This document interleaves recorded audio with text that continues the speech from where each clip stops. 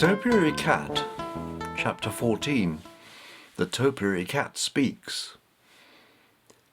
Baba had made the topiary into the shape of a sleeping cat, with its eyes tightly closed.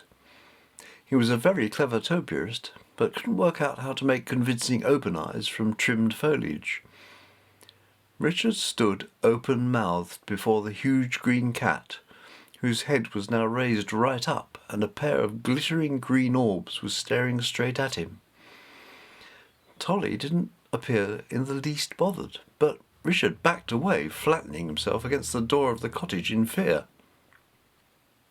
"Don't be afraid, Richard. See, brave Tolly knows I won't harm you. Come closer so I don't have to shout out, though I'm sure only you and Tolly can hear me." Richard approached the huge topiary head warily. His pet was already sitting there, ears cocked. Now the boy recognized the voice of the topiary cat. It was very like the scary voice in his dream last night, but more kindly. "That's better. Let me take a closer look at you. I want to be sure you are the right mortal for my tasks." Richard felt that was an odd way to put things. Why was he a mortal, and whatever tasks would he be required to carry out? If he was considered mortal, was the topiary cat immortal? So many questions flooded his mind from a single sentence. "I see you have many questions, Richard, but I need to tell you important things urgently, so wait and you will discover some answers. Please sit down." Something about the commanding voice demanded instant obedience. Richard sat cross-legged in front of the awesome leafy beast. "I know you are aware of recent strange events and have had unusual dreams. I am the cat goddess, Bastet, and these are all my doing. I have been awoken from my centuries-long slumber and come to earth to warn mortals of the consequences of their misdeeds. I chose Nefertum Hall first because of its long association with cats. Now, because of you and your grandfather's unique abilities, I am talking to you through the topiary cat. You and Tolly have such an unusually strong bond, I felt it should be so. I believe you have immense empathy." She does seem to use a lot of long words, Richard thought. "I'm sorry if I speak to you with words you cannot understand. I am used to talking to gods in a different tongue. Apologies. I shall try to use simpler terms. I know you are very young." It seems Bastet could read the boy's mind.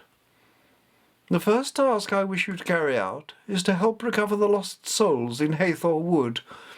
I know your grandfather is concerned for their safety. You must take Tolly, so you can find the crypt again, and take Baba, I believe you call him, there with you. Then I am sure he will understand how to find his men. Do that and return to me. I suggest you communicate with me after dark in future. I do not believe your fellow humans would understand if they saw you talking to me. Now go." The boy's head was beginning to spin. This was all so hard to grasp. He was being told what to do by a topiary cat? And yet, something about this all made sense to him. Perhaps this empathy thing was how he could process what was going on. But he would now have to talk to Baba. The topiary cat had resumed its usual pose, exactly the same glorious form as originally created by his grandfather. Mummy, I need to talk urgently with Grandpa. I think I may know how to find the men that are missing. I can't explain how. I just do. Will you telephone him and let me talk to him, please, please?" The urgency and serious tone in her son's imploring voice persuaded Katie to pick up the receiver of the heavy black Bakelite phone and turn the dial with its familiar whirring. After what seemed ages, Richard was relieved to hear the receiver picked up with a click and Baba saying his phone number. "It's Katie, Dad. Sorry to bother you. I know you're very busy." "Hello, Katie. You don't phone me often. Why now? Is something wrong?" "Dad, I've Richard here, and he's desperate to talk to you. He imagines he knows how to find your workers. Don't ask me how." "You better put him on then. I am terribly concerned for their safety. I've been told there's a large cat on the loose, as big as a lion. I really don't believe it. Stories like this pop up all the time. It always turns out to be a hoax or something harmless. Katy passed Richard the heavy handset, and the words tumbled out. He didn't mention the topiary cat, that could wait. He asked Barbara to come to the woods with him and to bring a powerful torch, because they had to go into Bastet's chamber. Grandpa was sceptical, but was also convinced that Haythorne Wood was a likely place where the men could have disappeared. Katy was very concerned for her son's safety, but Grandpa reassured her that he was convinced the rumours about the animal were unfounded. It was almost certainly just a large pet cat, but he would make sure Richard and Tolly were safe. He knew he would never be able to find the chamber in the woods without them, so reluctantly Katy agreed. She put some sandwiches in Richard's satchel, which he slung over his shoulder. He hadn't had his dinner, and it looked as if they might be gone some time.